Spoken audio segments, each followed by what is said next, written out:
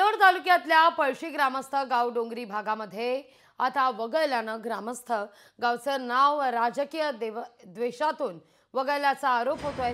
सिल्लोड तालुक्यातील 36 गावांचा डोंगरी भागात समावेश आहे।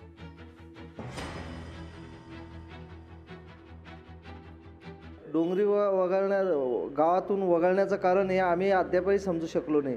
कारण की आमचं गाव 1998 ते 2005च्या दरम्यान या गावामध्ये वन विभागाचे बी खूप कामं झालेले, पाणलोटचे खूप कामं झालेले आणि त्यामध्ये परत आमच्या गावामध्ये माझ्या मते तरी सिल्लोड तालुक्यात कुठेही आमच्या गावातला डोंगर भाग नसेल असं माझं मत आहे। आणि यामध्ये आमच्या गावाला वगळून आमच्या गावावर खूप मोठा अन्याय झालेला आहे। तेच आम्हाला विचारायचं आहे शासनाला की बा कसं काय वगळलं। पूर्वीपासून डोंगर आहे तिथे, पाणलोटचे याचे कामं झालेले, पाणलोटचे बी सुद्धा डोंगरी विभागामध्ये यायलाच पाहिजे। शासनानं आमच्यावर अन्याय केला एवढंच म्हणायचं आहे आम्हाला। डोंगरी भागात गावचा समावेश न झाल्यास आंदोलन करू असा आता इशारा या ठिकाणी देण्यात येतोय।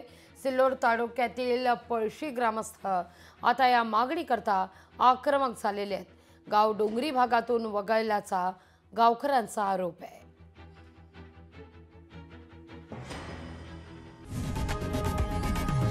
लोकशाही मराठी ऐका, पहा, जागरूक रहा।